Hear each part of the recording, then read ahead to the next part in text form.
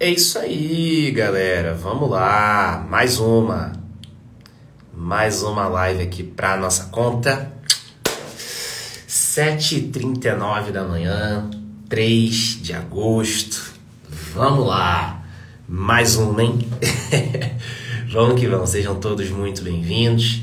7h39 da manhã, quinta-feira, 16 graus em São Paulo. Bora pra mais uma live, galera. Hoje tem bastante coisa até pra gente comentar, tem bastante notícia, saiu bastante coisa aí ontem, né? Vamos trocar aí uma ideia. Tenho certeza que vai ser bem interessante. É isso aí, galera. Vamos que vamos. Bora nessa. Rudi tá aí na área. Vamos.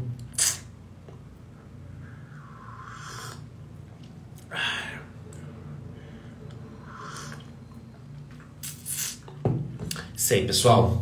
Estamos chegando aí a quase 20 lives já. Sequência aí, essa é a 16ª. 16ª live aí da Live Geradora de Renda. Bem bacana, tem sido bem bacana trocar essa ideia de manhã. E a ideia, e o objetivo é realmente esse: trocar uma ideia, tirar dúvida, comentar aí algumas notícias, linkar com os relatórios para trazer mais tranquilidade, mais noção de como investir da forma mais adequada em fundos imobiliários. Então, espero que esteja contribuindo, porque para mim está sendo muito bacana. É um momento de estudar também, é um momento onde eu consigo estar em contato com todo mundo aqui, tirar dúvida. Então, um agradecimento aí bastante especial para todos vocês aí, beleza? E reforço, tá, galera? Se tiver dúvida, é só mandar aqui nos comentários, pergunta, vai ser aí muito bem-vindo, tá? Vai ser um prazer responder, beleza? Pessoal, separei aqui as notícias, tá, pra gente, mas não poderia começar aí de uma forma diferente, a não ser falando aí da taxa Selic, né? Então, a gente teve ontem a definição da nova taxa Selic. A taxa Selic saiu de 13,75 para 13,25, tá? Então, a gente teve aí um corte de meio ponto percentual na taxa Selic, tá? Não foi um consenso, tá? Foi uma decisão bastante acirrada aí, 4-5, tá? Melhor, 5-4. E aí a gente teve ali a redução de meio ponto percentual. Era uma expectativa que houvesse uma redução de 0,25, 0,50, enfim, a gente acabou tendo uma redução de 0,50, tá? Eu já falei isso, eu falei ontem 2 vezes em conteúdo e eu quero trazer de novo aqui também, já falei em outras lives. Bom, a gente tem aí a redução da taxa Selic, a taxa básica de juros, a gente tem um ambiente, começa a ter ali um ambiente de endividamento mais barato. Claro, a gente ainda está num patamar de Selic de 2 dígitos, então não é, ficou tudo mais barato, não. Mas a gente está ali, começa a ir para um cenário onde a gente tem ali como é que eu posso dizer? A gente tem ali um afrouxamento das dívidas, do crédito. Então o crédito ele começa a ficar mais barato. E aí a gente acaba tendo um ambiente começa a ter, né? Um ambiente menos propício para endividamento, tá? Então, fundos de papel, por exemplo, eles começam a ir para um cenário onde você tem ali devedores com dívidas começam a ficar mais baratas, e aí você começa a ter um afrouxamento dessa dívida. Você começa a ter ali não era bem a palavra afrouxamento, mas enfim, faltou a palavra aqui. Mas você começa a ter um alívio, você começa a ter um conforto maior e um risco de inadimplência menor. É claro que fundos de papel que têm aí uma carteira atrelada ao CDI vão acabar percebendo dividendos menores, o CDI vai começar a cair e tudo mais, mas enfim, não significa que o fundo ficou ruim. E, inclusive, é um ambiente até mais favorável para que não haja inadimplência, para que não haja redução no fluxo de recebimento pelos fundos, tá? Um outro ponto também que acaba acontecendo é o seguinte: a renda fixa começa a ficar menos rentável, tá? Selic vai caindo, então as aplicações de renda fixa vão entregando um retorno menor, e aí a galera já começa a voltar as atenções para a bolsa, já começa a investir mais em bolsa, ações, fundos imobiliários, justamente com o intuito de colher maiores valorizações. E agora que a gente começou esse período de corte, bom, provavelmente ele deve se estender, então a gente deve começar a cada vez mais ver gente indo da renda fixa para a renda variável. Então a gente começa a ter aí um aumento de demanda, os preços acabam subindo, então os ativos eles acabam valorizando, beleza? Então, o que pode aí acontecer com esse patamar novo de Selic que a gente está indo, com os possíveis cortes que a gente vai ter, a próxima reunião do Copom vai ser em setembro, se eu não me engano 19 e 20 de setembro, tá? Meados ali, finalzinho da terceira semana, melhor, começo da terceira semana ali de setembro e tudo mais, beleza? Então, só para deixar claro que com essa diminuição da taxa Selic, a gente pode ter impacto ali de dividendos em alguns fundos de papel, majoritariamente aqueles expostos em CDI. A gente tem um ambiente mais saudável, um risco de inadimplência menor, e a gente pode observar mais valorização dos ativos na bolsa. Beleza? Então, não poderia começar de forma diferente. E aí, estamos falando aí da taxa Selic, tá? Teve a reunião ontem, a nova definição. E é isso, próxima reunião em setembro, vamos ver se a gente vai ter manutenção, se a gente vai ter mais corte, se tiver corte de quanto que vai ser. Beleza? Então é isso aí, galera. Vamos para as nossas notícias aqui.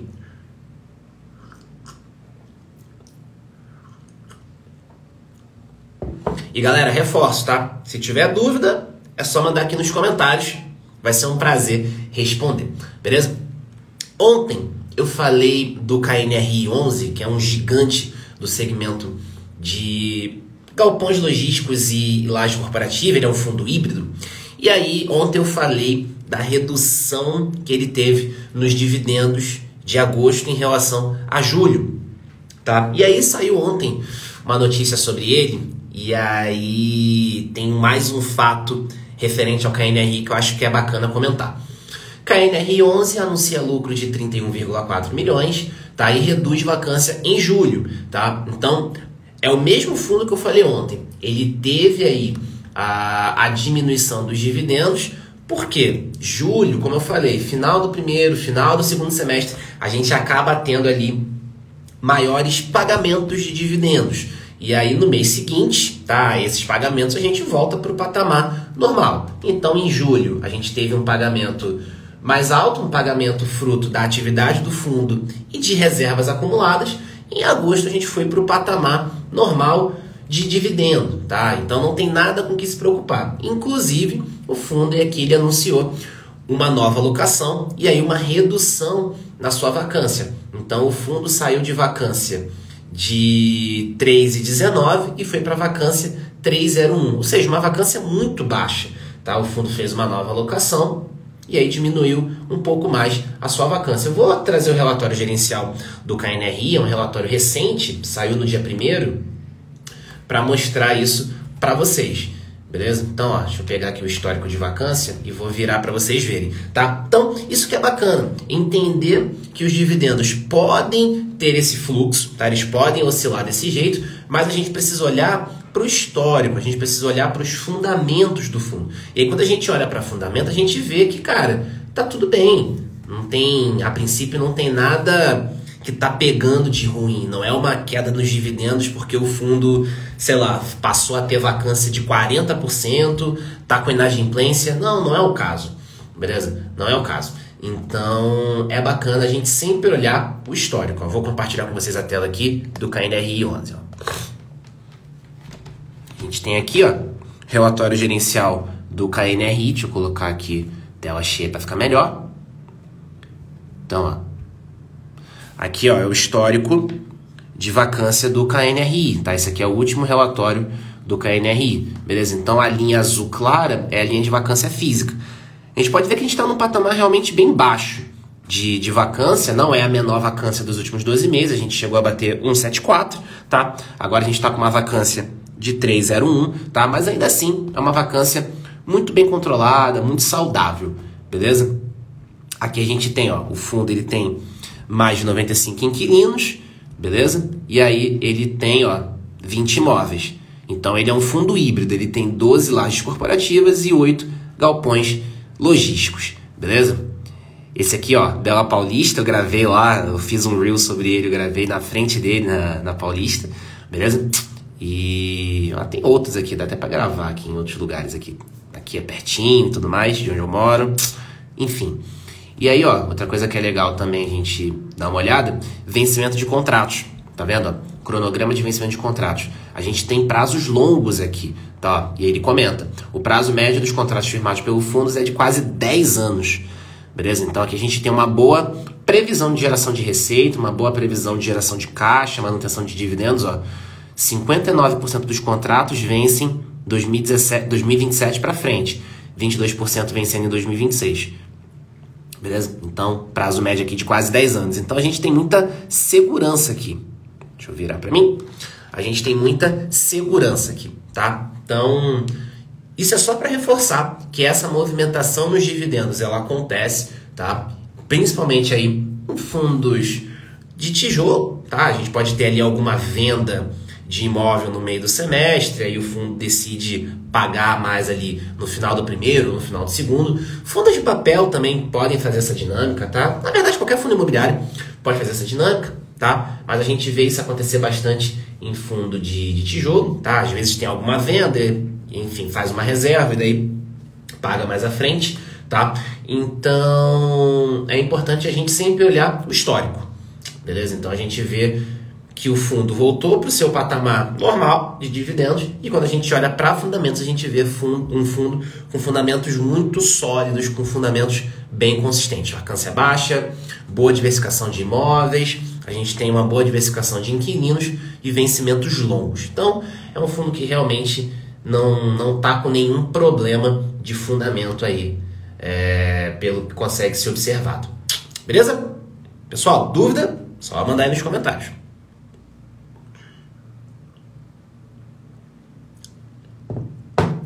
E aproveito, tá, para fazer o convite. Se você tem interesse em aprender mais sobre como interpretar os principais indicadores, como analisar fundos de papel, como analisar fundo de tijolo e ainda ter acesso a um grupo exclusivo comigo para tirar dúvida, para receber conteúdo diário sobre fundos imobiliários, te convido a clicar no link da minha bio, conhecer o meu curso Nova Renda, que é o meu curso de fundos imobiliários. Você vai ter acesso a 17 aulas, 1 ano de acesso e mais 1 ano de acesso a esse grupo exclusivo comigo, beleza? Para tirar dúvida, para receber conteúdo diário. Então, tá lá no link da bio, entra lá, tenho certeza que você vai curtir, beleza? Você pode parcelar em até 12 vezes, 12 de R$ 9,70. Isso mesmo, 12 de R$ 9,70.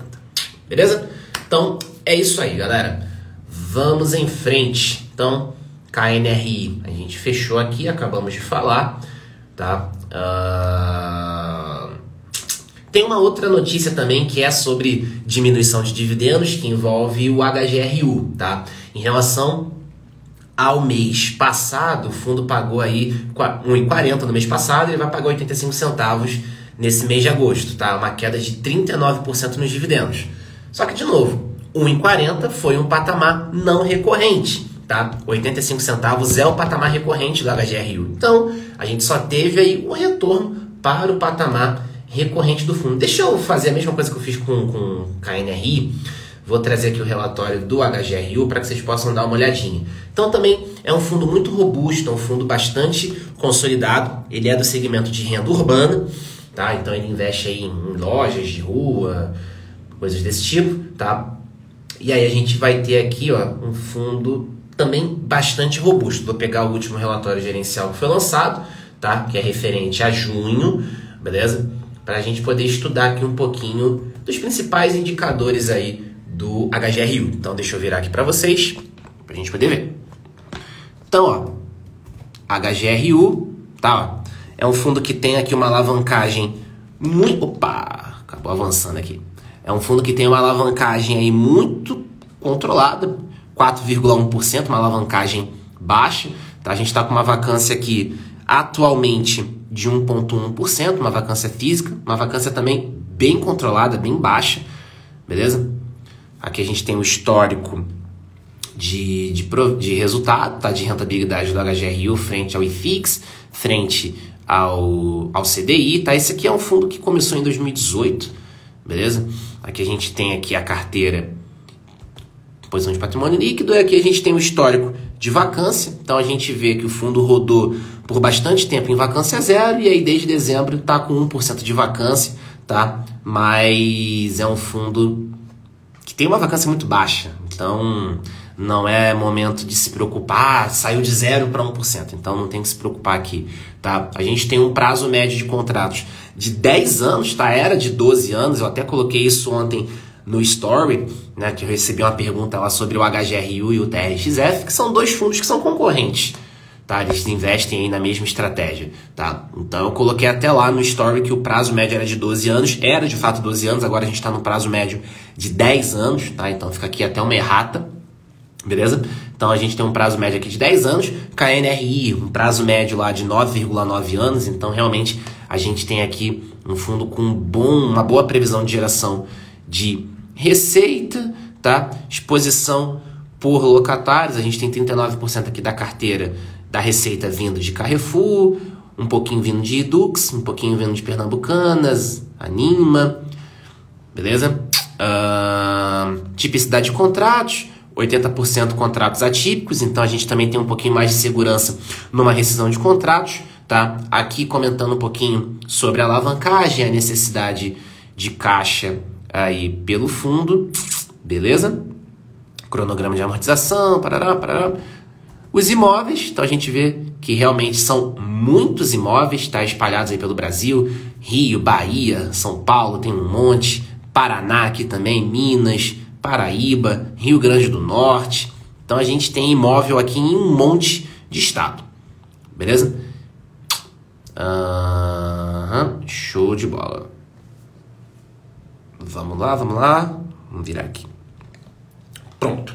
Então, batemos aí um pouquinho também do HGRU. Beleza?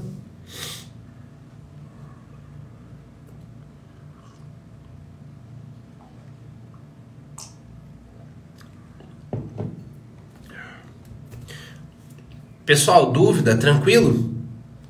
Se tiver dúvida, só mandar aí nos comentários. Fica à vontade. Beleza?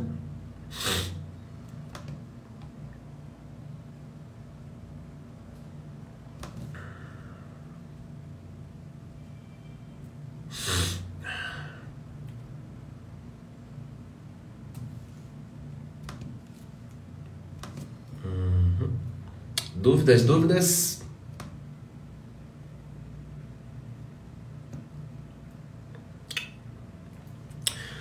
Isso aí, galera. Vamos que vamos. Ontem à noite, tá? Pessoal que investe aí no XPLG, vamos lá.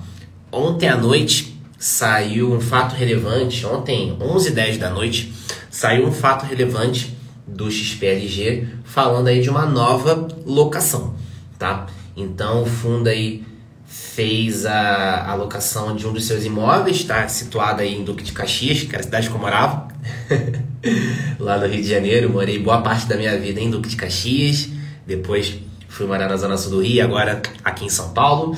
Então, o fundo ele fez aí mais uma locação, tá? E aí, ele fez a locação no Cislog Galeão, que é um dos imóveis dele. Agora esse cara, o Cislog, ele apresenta uma ocupação de 79%. E aí a vacância do fundo saiu de 4,5 para 4,3, o menor patamar observado desde junho de 2020. Então a gente teve aí mais uma locação, tá? No Spelog. O Spelog tem conseguido, chegou a bater um histórico razoável de vacância, chegou a bater ali os seus 11% de vacância, mas desde então o fundo, desde o ano passado, o fundo vem conseguindo trabalhar aí ativamente na gestão do seu portfólio, na busca por novos inquilinos, e a gente chegou aí no menor patamar de vacância desde 2020, tá? A gente está aí batendo 4,3. E aí vale aquele reforço, né, galera? Quando a gente está falando de fundo de tijolo, vacância é um parâmetro que precisa ser avaliado. O histórico é sempre o histórico, a gente precisa olhar sempre o histórico do indicador para a gente poder ver de onde o fundo saiu, para onde ele está indo. Então, olhando o histórico de vacância, a gente vê que a gente está indo para o menor patamar. E aí, a vacância, no caso de um fundo de tijolo, é algo que impacta a geração de receita, tá? Isso porque, pensa, o fundo de tijolo, ele compra imóvel e aluga esses espaços. Se a vacância está alta, ou seja, se tem mais espaço vago, tem menos espaço gerando receita. Se tem menos espaço gerando receita, obviamente eu vou ter menos dividendos. Beleza? Obviamente eu vou ter menos dividendos. Então, se eu tenho um imóvel, se eu tenho um fundo com uma vacância que está crescendo ou que está num patamar alto, cara, eu tenho ali um impacto na minha geração de receita, eu tenho dividendos menores. Então, quando a gente começa a ver crescimento de vacância, e aí a vacância vai subindo. Para mim, um patamar razoável de vacância é até 20%. Passou disso e se manteve acima desse patamar, para mim, eu já prefiro ficar de fora. Já é a minha estratégia é essa. Beleza? Então, é importante a gente olhar o histórico de vacância. E aqui a gente tem o caso do XPLG, que a gente está vendo uma caminhada para uma redução cada vez maior da vacância do fundo. Beleza? Então, para quem investe aí no XPLG, mais uma boa notícia vindo do fundo. Show? Chegou uma pergunta aqui do Wesley, grande Wesley, olha aí. O que é essa alavancagem dos fundos imobiliários? A alavancagem é uma pergunta excelente, tá? A alavancagem, entenda como dívida, tá? Então, o fundo ele pode, enfim, fazer ali algumas dívidas, tá? Majoritariamente ele vai fazer isso via CRI, tá? Então, o fundo vai ter um CRI para aquele fundo ali captar recurso para ele poder investir em alguma coisa, para ele poder investir em algum negócio. Então, ele vai ter um CRI para ele, tá? Vão fazer um CRI para que ele possa captar dinheiro para poder investir em alguma coisa, beleza? Então, ele pode fazer ali um endividamento onde ele vai captar um recurso para poder emprestar. E aí é interessante que ele capte dinheiro num patamar tal de juros e consiga um retorno maior do que ele está pagando para poder a conta fechar. Então, é um ponto de atenção em fundos imobiliários? É e não é, tá? É um ponto de atenção porque a gente está falando de dívida, então é algo que vai pesar ali na distribuição de resultado, é uma despesa financeira que vai entrar ali, então o fundo vai ter menos resultado líquido para distribuir, tá? Então se ele tiver uma alavancagem alta, a gente pode ter esse impacto, tá? Mas se o fundo tem uma boa geração de receita, é bem consolidado, tá conseguindo ter um retorno favorável em relação à alavancagem que ele tem, não é ponto para se preocupar. Então, por exemplo, o HGRU ele tem uma vacância aqui de 4,1%, uma alavancagem de 4,1%. Cara, é um fundo robusto que tem uma boa diversificação de imóveis, está com vacância baixa, tem boa geração de receita. Então, assim, tá, ele tem um endividamento. Tem. É momento de se preocupar? Não. Beleza? Eu tava lendo, antes da gente começar aqui a live, eu tava lendo os relatórios aqui da Suno, né? Eu sou assinante da Suno, e aí eu tava lendo os relatórios aqui de fundos imobiliários, e aí tava um comentário sobre o CPTS. O CPTS ele tem uma alavancagem de mais ou menos 18%. Então, em fundos de papel, a gente tem ali operações que são compromissadas, tá? Então, o fundo, ele capta ali um recurso, beleza? Para ele poder investir em outras coisas. E aí ele tem esse compromisso de ter que comprar de novo aquele papel que ele destinou. Então, ele destina um papel ali, beleza? E ele tem a obrigatoriedade de comprar esse papel de volta. É uma operação compromissada. É firmado um compromisso do fundo com a instituição financeira, beleza? Então, a gente tem essas operações compromissadas, a gente vai ter ali uma determinada taxa, tá? Que o fundo, enfim, vai fazer essa operação compromissada, e é interessante que ele tenha um retorno acima dessa compromissada para que essa conta faça sentido, beleza? Aí tava vendo ali o histórico do CPTS, em alguns momentos ali do ano, em alguns meses, o fundo não conseguia ter um retorno superior ao que ele teve ali de empréstimo na compromissada. Então, a alavancagem quer dizer endividamento, tá? E aí os fundos podem usar desse artifício para poder captar recurso, às vezes não está no momento bacana para emissão, tá? Às vezes você está no mercado aí em queda, não vai ter como fazer emissão de novas cotas, como a gente teve aí meses atrás. Então os fundos eles podem, enfim, ser devedores aí de alguns CRIs, tá? Captam esse dinheiro para poder fazer ali o investimento em alguns recursos, em alguns investimentos, tá? Então, isso quer dizer a alavancagem em fundo imobiliário. Beleza? Consegui responder aí, Wesley? De boa, de boa?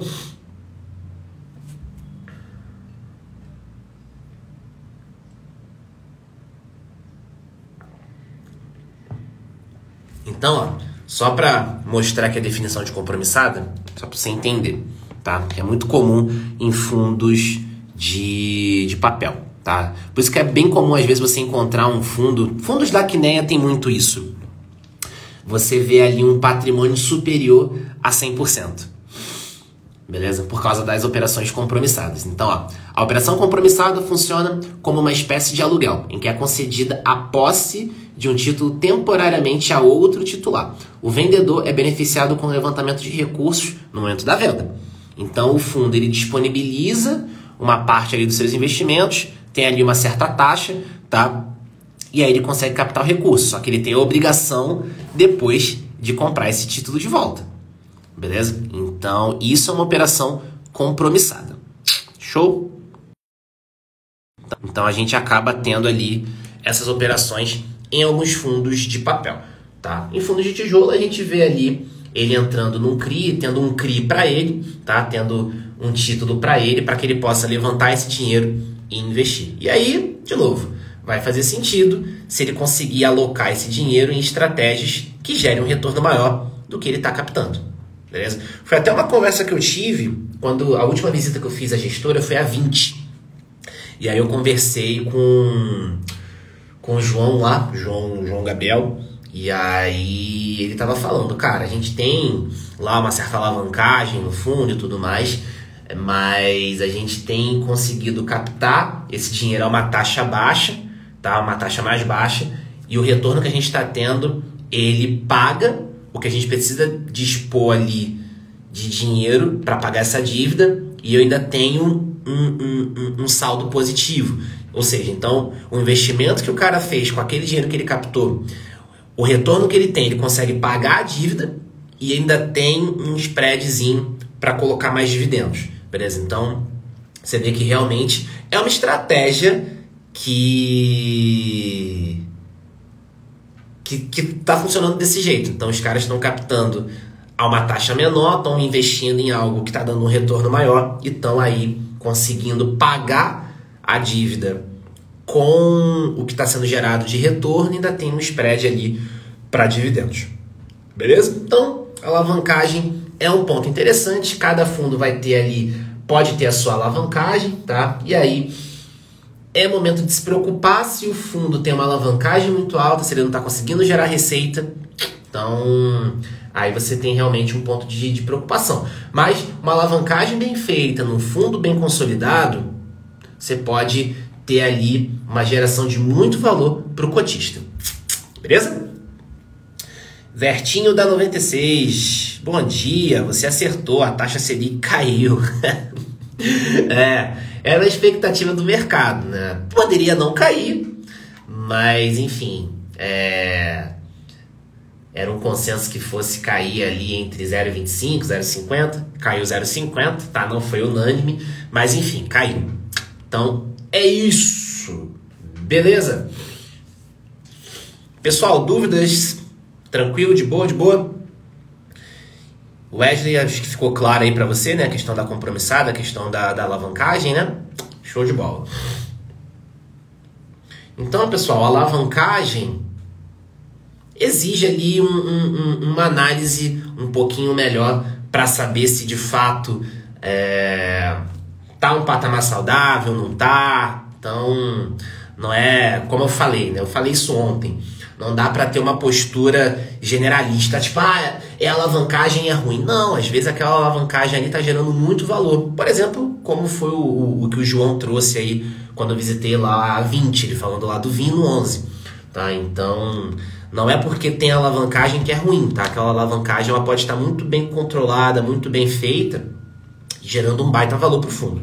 Tá? Então, vamos ter cuidado com essas generalizações que a gente acaba fazendo.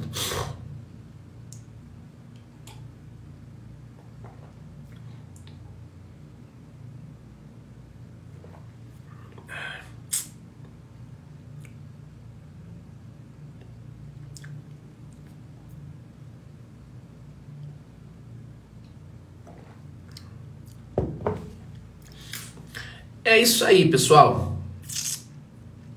Dúvidas? Pode mandar nos comentários. Fiquem à vontade. Pode mandar aí. Estamos aqui para esclarecer. Beleza?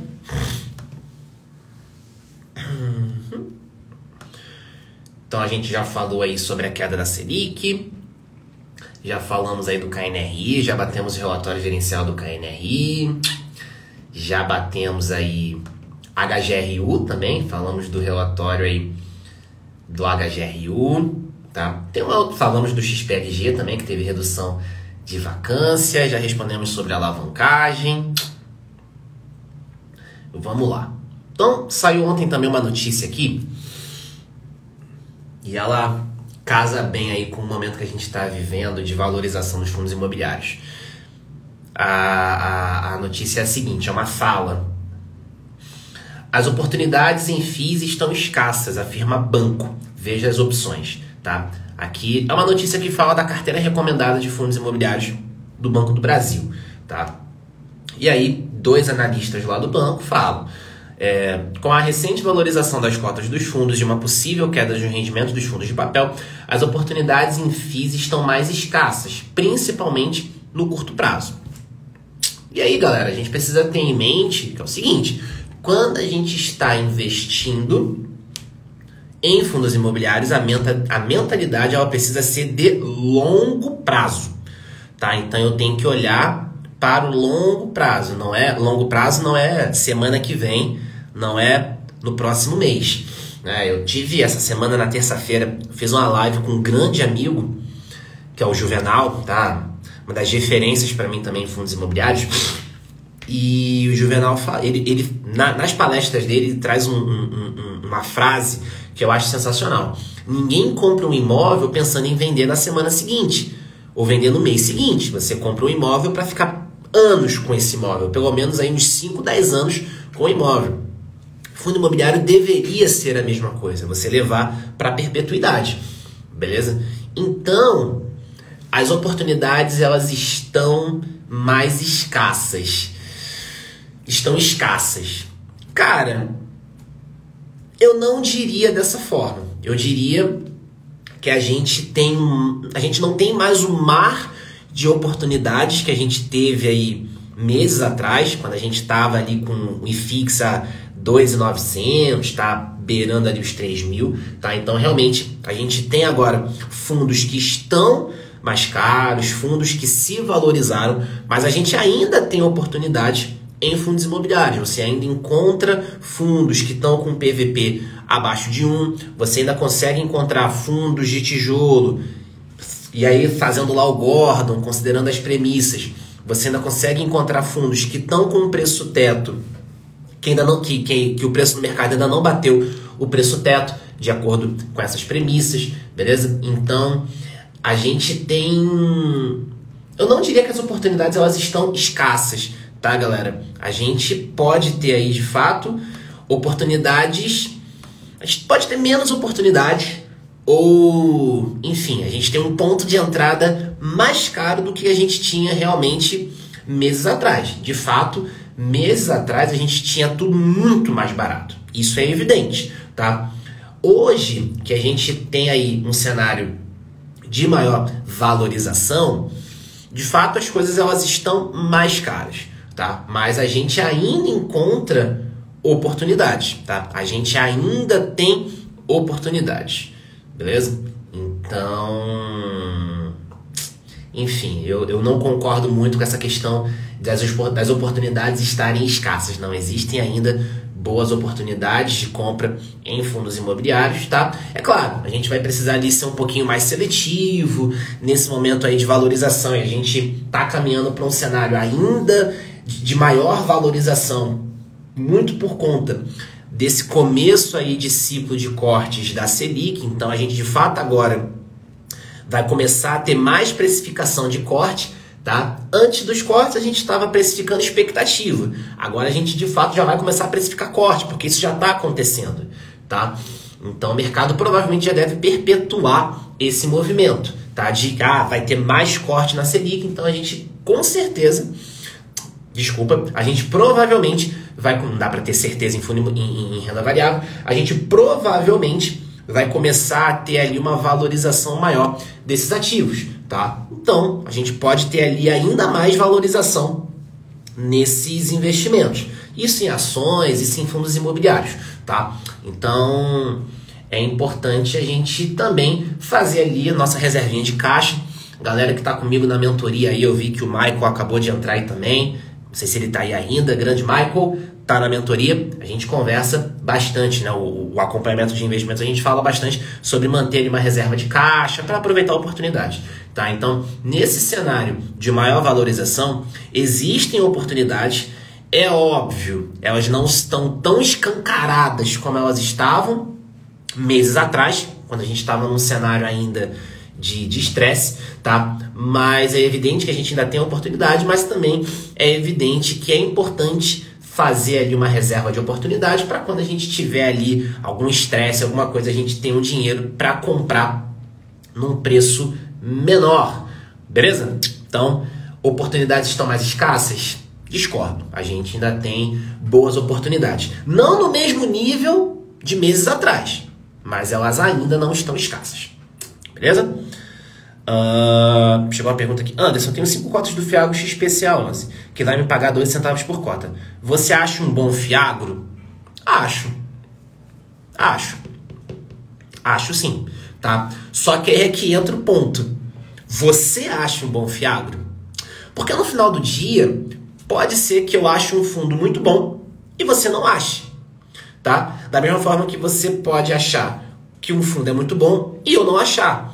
Então, no final do dia, é você investir naquilo que está de acordo com o que você quer, que está de acordo com o teu perfil, que está de acordo com a tua estratégia. Então, se o XPCA11 ele cabe na tua estratégia, você entende os riscos da carteira, você entende o que a gestão está fazendo, você gosta dos resultados que o fundo está entregando, e você vê que, cara, existe um alinhamento com o teu perfil, segue a vida, beleza? Você poderia perguntar, por exemplo, do VGIA11. Ah, eu tenho 5 cotas do VGIA11. É um bom Fiagro? Bom, comparado com o XPCA11, eu prefiro o XPCA. Mas, por exemplo, você estaria investindo no VGIA.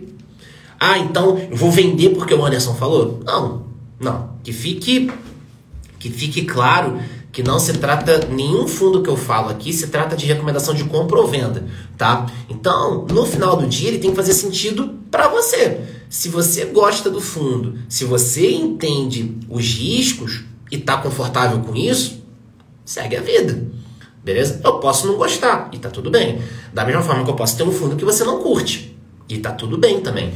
Então, por exemplo, eu posso ter posições ali em fundos de papel que são mais arriscados, mas você não tem um perfil para investir em fundo de papel.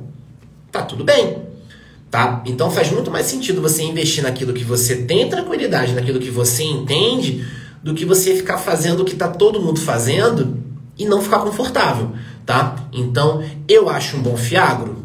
Acho. Agora a pergunta é, você acha um bom Fiagro? Você entende o que ele faz? Você entende os riscos? Se você responde sim para tudo isso, perfeito. Então ele é um bom Fiagro para você. Anderson, eu não entendo o risco. Anderson, eu não sei o que ele faz. Então, meu amigo, você não deveria nem ter entrado. Beleza? Então, no final do dia, tem que ser importante, tem que ser interessante para você. Beleza? Olhando para fundamentos, eu acho interessante. É um fundo que tem uma boa diversificação de segmento, é um fundo que tem uma boa diversificação geográfica. Eu gosto, tá? Inclusive, é o Fiagro que eu invisto. Mas não é porque eu invisto que você tem que investir. Eu acho que esse é o principal ponto. Tem que fazer sentido para você. Beleza? Mas, em termos de fundamentos, é um fundo que eu acho interessante sim. Tá?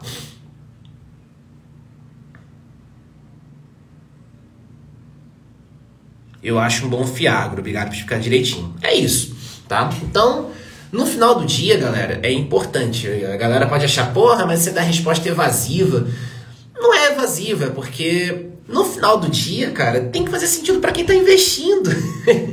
Porque eu tenho aqui as minhas crenças, eu tenho os meus estudos, a minha experiência, tá? O meu perfil. Então, pode ser que faça sentido para mim, mas pode ser que não faça sentido para você e vice-versa. E tá tudo bem, tá? Não é carteira de investimentos, não é algo que todo mundo tem que fazer ali igualzinho. Você tem que montar algo que esteja de acordo com a tua filosofia. Então, se você acha que fundos de papel high yield não fazem sentido para sua carteira, porque é um risco muito maior do que você tolera, tá tudo bem. Existem outras posições que você pode assumir. Ah, cara, eu acho que Fiagro não vale a pena porque eu não me sinto confortável, a indústria ainda não está consolidada. Tá tudo bem. Não tem problema. Eu comecei a investir em Fiagro agora, deve ter aí 2 meses, tá? Porque eu ainda não tinha segurança para fazer esse movimento. Eu via muita gente comprando, porque cota R$10, fundo barato, tá? Olhando só o aspecto preço. E aí eu via muita gente comprando, mas eu não me sentia confortável por causa da liquidez. E tá tudo bem, velho. E tá tudo bem. Então, quem tava comprando lá atrás, cara, entendendo o risco de liquidez, entendendo onde está pisando e de acordo com isso, tá tudo bem. Eu não estava de acordo, então eu não investia. E é isso. Então, cada investidor precisa ter o conhecimento suficiente para saber onde está pisando. Esse é um ponto. Tem que entender onde está pisando. Beleza? Então, é natural que a gente tenha essas discrepâncias, é natural que a gente tenha essas divergências, tá? Mas, no final do dia, você precisa entender onde você está pisando. E aí, ou você vai fazer isso por conta própria, ou você vai ter um profissional para te ajudar, para sentar com você, para explicar o que está acontecendo, para mostrar possibilidades, tá? Então, quem faz a mentoria comigo tem acesso a isso, tá? Por 12 meses, tá?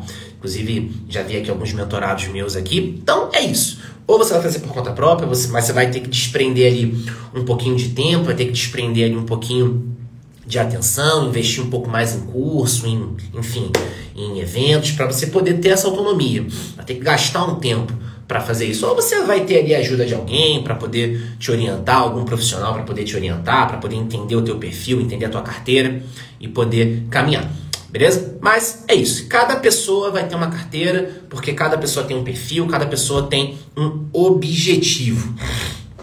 Eu tenho, ó, o Vertinho botou, eu tenho VGHF, MXRF, a GRX e DECRA, tá? E o XPCA, que você colocou também, né?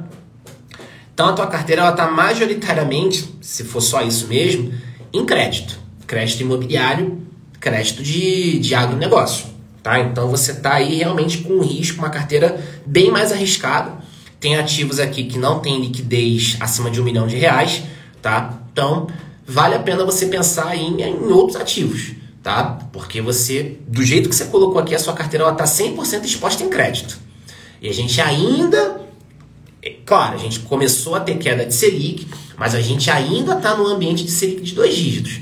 Então a gente, com os cortes, começa a ter ali uma redução no risco de inadimplência, mas ele ainda existe. Então, avalia ali você entrar, por exemplo, em fundos de tijolo, tá? Porque a sua carteira, do jeito que você colocou aqui, ela está 100% exposta em papel. 100% exposta em crédito, tá? Então, você está correndo um risco aí realmente razoável com a sua carteira. Do jeito que você colocou aqui. E fora a liquidez também. Né? Você colocou aí 2 Fiagros que tem uma liquidez baixa. Deixa eu até aproveitar aqui, ver se consigo abrir no Status Invest, pra gente poder só dar uma olhadinha.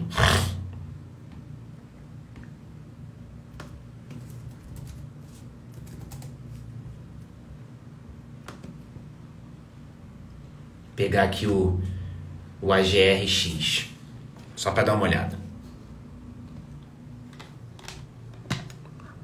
Então, ó, o AGRX, você colocou aí na carteira, você tem menos de 8 mil cotistas e uma liquidez inferior a R$400 mil. Ou seja, e um patrimônio, ó, 96 milhões. Então é um fundo que não pegou tração, tá? Então, além do risco da carteira, tá? Nunca parei para estudar esse Fiagro, mas além do risco da carteira, você tem aqui um risco de liquidez. É um Fiagro que não se consolidou ainda no mercado, tá? Tá aí com patrimônio bem baixo. Você tem aqui uma base pequena de cotistas e uma liquidez baixa, tá? Então é realmente, além do risco da carteira, obviamente, você tem aqui um risco de liquidez considerável. Pegar o DECRA aqui. Já é uma casa mais consolidada, a Devan, tá? Mas, ó, 64 milhões aqui de patrimônio. Você tem uma base de cotista um pouquinho maior, 15 mil, mas uma liquidez ainda horrível, 260 mil, tá? Então, galera, e qual que é a principal característica desses dois caras aqui? Deixa eu virar para mim aqui a câmera. Pá. Qual que é a principal característica desses dois caras? Eles custam R$10. Então, fundo de base 10, ele é interessante porque ele estimula a entrada daquele pequeno investidor, aquele cara que tem realmente 20, 30, 50 reais para investir, mas não é porque o fundo custa R$10 que ele é bom, tá? Então a gente precisa... Não é, vou investir nesse cara porque ele custa R$10 e está pagando 1.000 de alto. Não, a análise de um fundo, ela precisa ir além disso, tá? Então aqui você tem um risco, além do risco da carteira, você tem um risco de liquidez considerável, tá? Porque você tem patrimônio baixo, uma base pequena e uma liquidez inferior a R$400 mil, nos dois casos, tá? Então, não se deixem levar por essa questão de, é um fundo que custa R$10 e está pagando 14, 15% de yield. Mas você já olhou o risco que você está correndo? Então, vale a pena você avaliar isso, tá? Então, pessoal, fica a lição.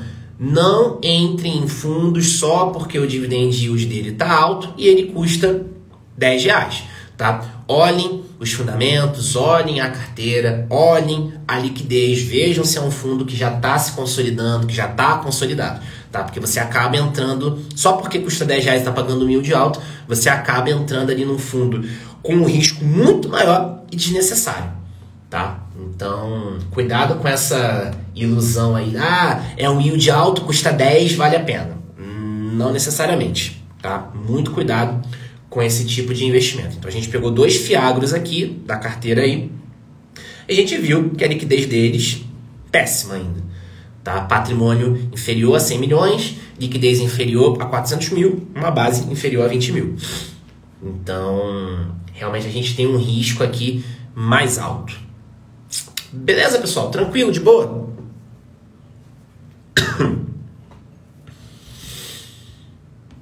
Dúvidas? Como estamos aí?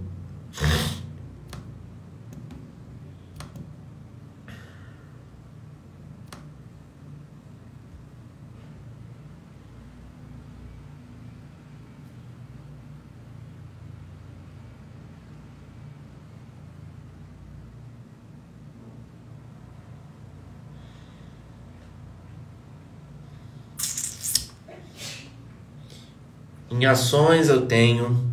beleza. Show de bola. Você tem uma diversificação razoável, né? Como o foco aqui está em fundos imobiliários, não vou analisar a carteira de ação. Mas é sempre importante você entender onde que você está pisando, entender quais são os riscos, para que você possa... assumir ali um risco que você de fato entende e concorda e acha tolerável. Beleza? Show de bola!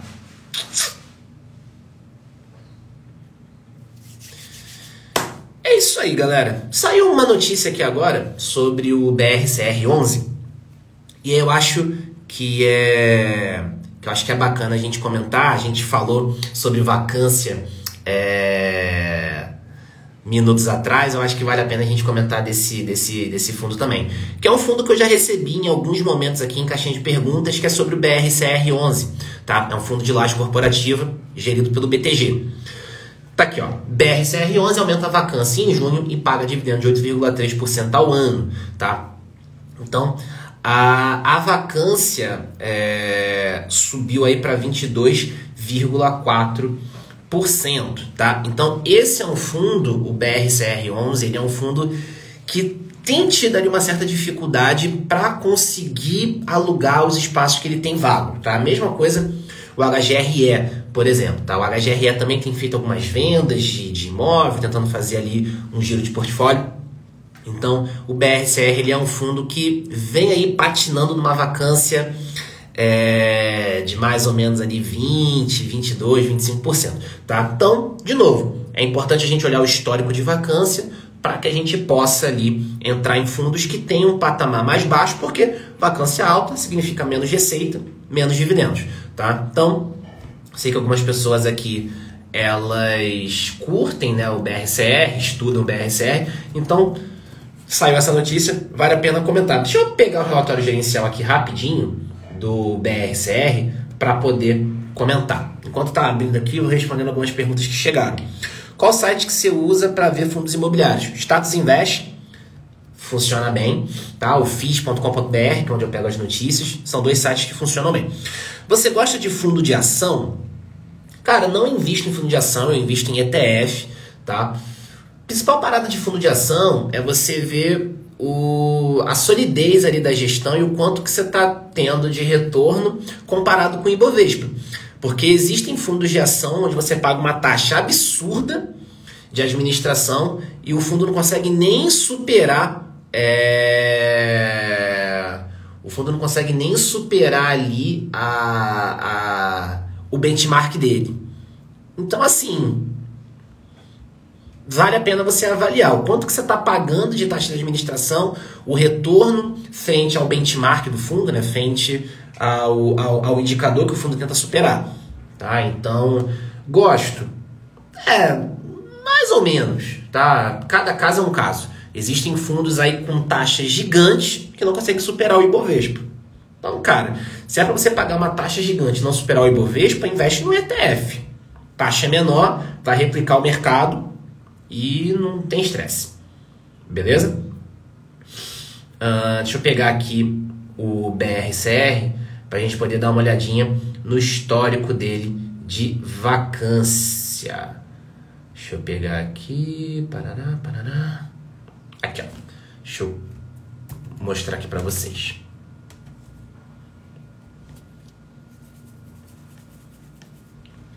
Deixa eu virar aqui para vocês. Pronto. Então aqui é o relatório, o último relatório disponível do BRCR, beleza? A linha azul é a vacância financeira, tá? É o quanto que o fundo tá deixando de fazer de dinheiro em potencial, tá? E aqui a gente tem ele tá mostrando a evolução da vacância financeira, ele não tá mostrando a evolução da vacância física, beleza? Mas aí, ó, deixa eu voltar pra cá, peraí. Deixa eu voltar pra notícia. Aqui, ó. Então, a vacância financeira era de 16,6, tá? E aí de 22,4 em relação à vacância física.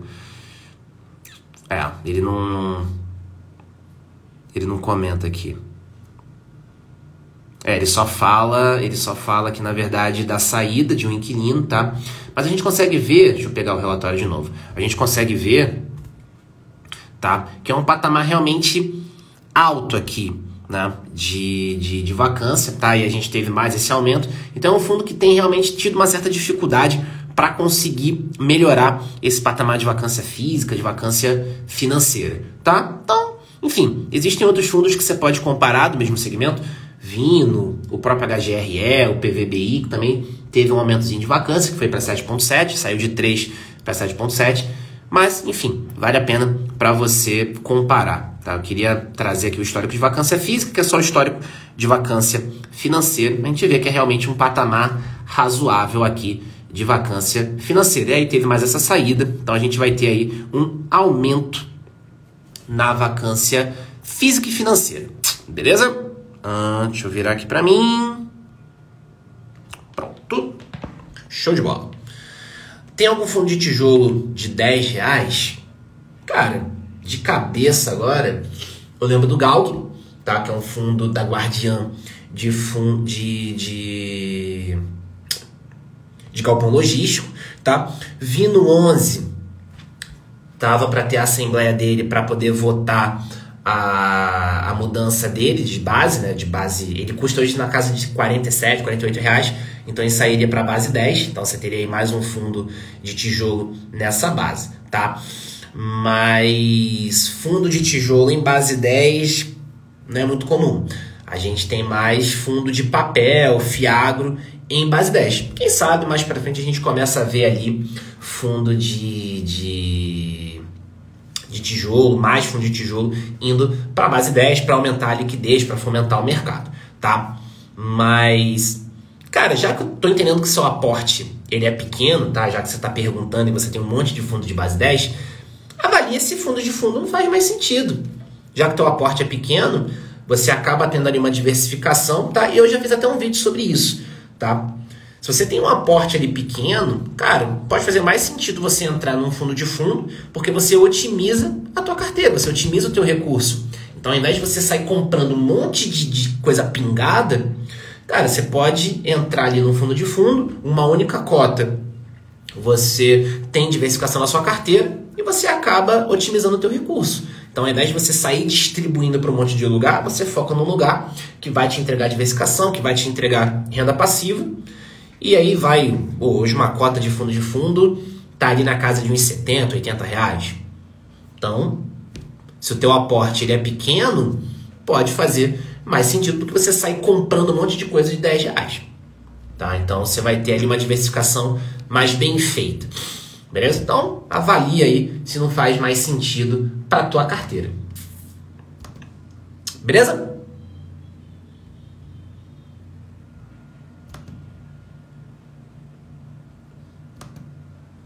Show de bola.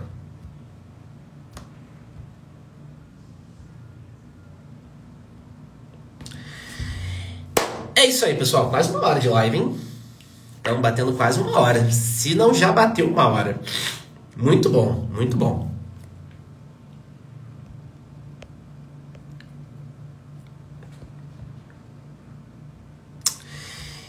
Então, galera. Nossa, hoje estendeu, hein? Hoje estendeu, muito bom.